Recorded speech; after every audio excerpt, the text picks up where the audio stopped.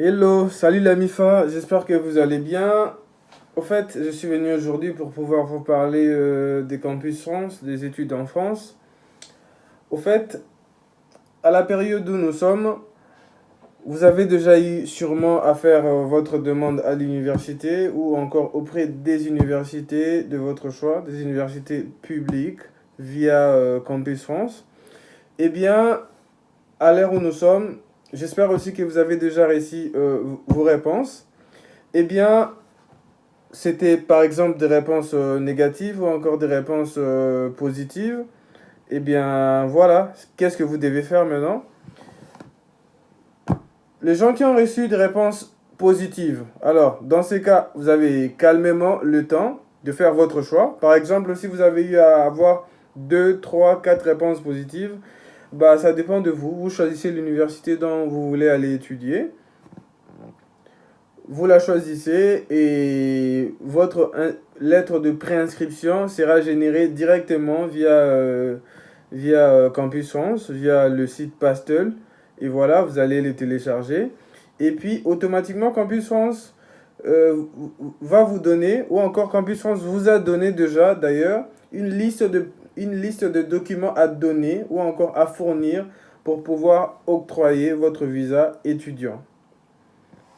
Voilà. Et parmi des documents à donner, il y a la lettre de préinscription qui est générée via l'application ou encore le site Pastel. Bref, via Campus France.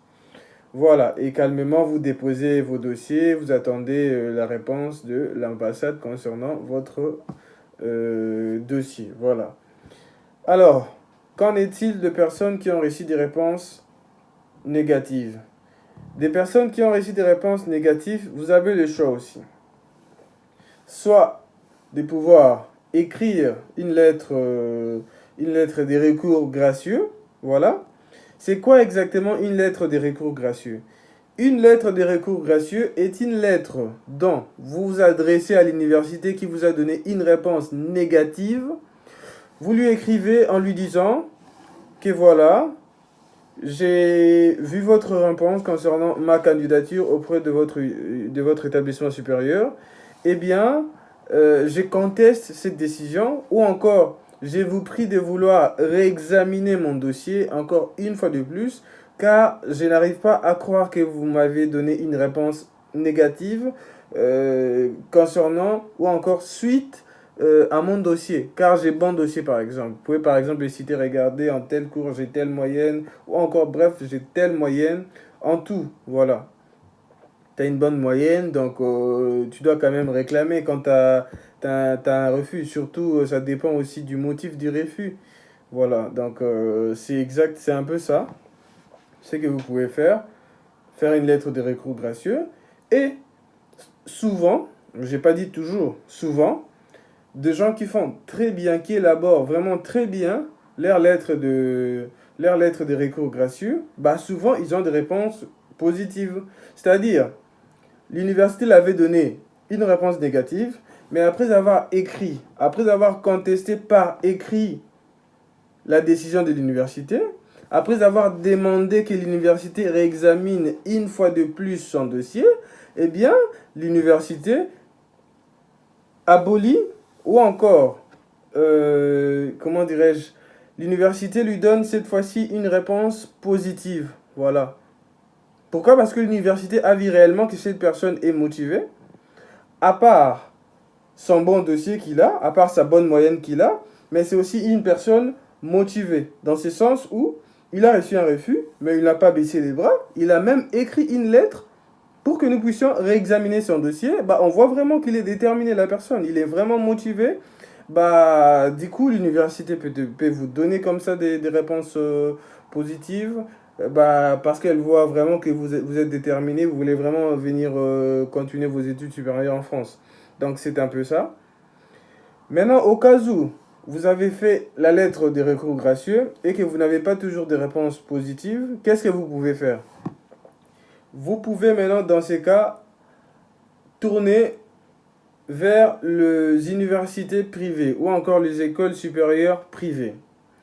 Les écoles supérieures privées, en général, elles ne sont pas compliquées. comme leur nom comme leur nom les disent, quoi. Genre, université privée. Bah, qui dit privé, dit le bleu. Ou encore l'argent, la thune. C'est-à-dire, il faut juste serrer la ceinture, il faut juste avoir son argent et avoir son dossier, déposer, et eux, généralement, ce ne sont que des réponses positives qu'ils donnent suite à ton dossier. C'est-à-dire, généralement, tu auras ton admission ou encore ton inscription, voilà, généralement. Mais parfois aussi, il y a des refus, hein. Parfois, ça reste, parce que ça reste une université, ils vont étudier ton dossier et puis voilà, ils vont devoir prononcer leurs décisions. Mais souvent, suite à des expériences, suite comment on a vu les réponses et tout, chez des différents amis, bah, ce ne sont que des réponses positives souvent.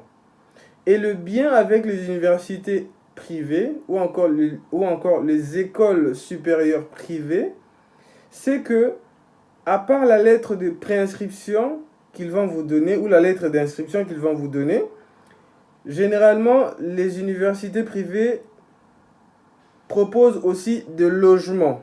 Parce que dans la liste des documents que vous devez fournir à l'ambassade pour pouvoir octroyer votre visa étudiant, parmi cette liste-là de documents, il y a la lettre des préinscriptions que vous allez avoir à l'université quand vous êtes accepté. Et il y a aussi d'autres documents. Mais parmi ces documents, il y a aussi les documents de logement. C'est-à-dire, il faut prouver là où vous allez habiter en France, là où vous allez loger en France. Alors que quand l'université vous donne déjà ces deux documents, c'est-à-dire la lettre des préinscriptions et la lettre ou encore le justificatif qui prouve que vous avez un endroit où résider en France lorsque vous allez arriver, eh bien, c'est cool. C'est-à-dire c'est-à-dire l'ambassade, pardon, n'a pas vraiment beaucoup de raisons, n'a pas des raisons à ne pas vous donner votre visa, quoi. Vous voyez un peu le gars. Donc, c'est ça. Donc voilà, parce que généralement l'ambassade, c'est ce qu'ils regardent. Est-ce que la personne a une lettre d'inscription ou des préinscriptions en France? Oui, la personne a ça. Est-ce que la personne a un endroit où loger en France? Oui, la personne a ça. Est-ce que la personne a la capacité financière pour étudier en France? Oui, la personne a ça. Ou non, la personne n'a pas ça. C'est vraiment ce qui détermine si on va te donner le visa ou pas. Pour vous dire, une parenthèse, pour vous dire, dès que vous avez votre lettre de préinscription ou dès que vous avez votre inscription au sein d'un établissement supérieur en France, eh bien, dites-vous que vous êtes déjà en France. À 70%. Voilà. À 70% pour ceux qui parlent, pour ceux qui parlent le français belge. Donc voilà. Pourquoi? Parce que l'ambassade n'est pas là comme une barrière contre les étudiants qui veulent aller étudier en France, dire que non, écoutez, vous n'allez pas passer, vous n'allez pas aller étudier en France. Non. L'ambassade vérifie simplement ce qu'il doit vérifier. Est-ce que la personne a une inscription, comme je dis? Oui. Est-ce que la personne a un endroit où loger en France? Oui. Est-ce que la personne a des moyens pour faire ses études, pour poursuivre ses études en France? Oui. Eh bien, l'ambassade n'a pas de raison de vous refuser votre visa. Donc voilà, en gros, c'est ça, les gars. En tout cas, je veux que vous veniez en France, je veux que vous veniez, que vous continuiez vos études supérieures comme moi, parce que je sais que au bout d'un moment, j'avais vraiment besoin d'aide, besoin des informations et tout et tout. J'avais vraiment besoin de gens qui pourraient m'orienter, qui pourraient me dire, voilà, fais ceci, fais cela pour que ça marche. J'avais vraiment pas des gens comme ça. J'ai appris ça de moi-même et tout, après des refus et tout, et tout. Donc voilà, et tout. À mon tour, je me suis dit, tant mieux s'intéresser à ces gens-là qui veulent venir étudier en France, et voilà, qui ne savent pas comment faire, ou encore qui sont dans la procédure, mais qui sont perdus. Donc voilà, je vais commencer à faire des vidéos aussi souvent pour pouvoir vous donner des informations sur les études en France. Donc voilà, parce que moi je viens de Congo-Kinshasa, j'ai galéré un peu, pas un peu d'ailleurs, j'ai galéré totalement pour pouvoir venir étudier en France suite au manque d'informations. Donc voilà un peu les gars, j'espère que cette vidéo vous a été utile. Je vous demande tout simplement de vous abonner à ma chaîne YouTube.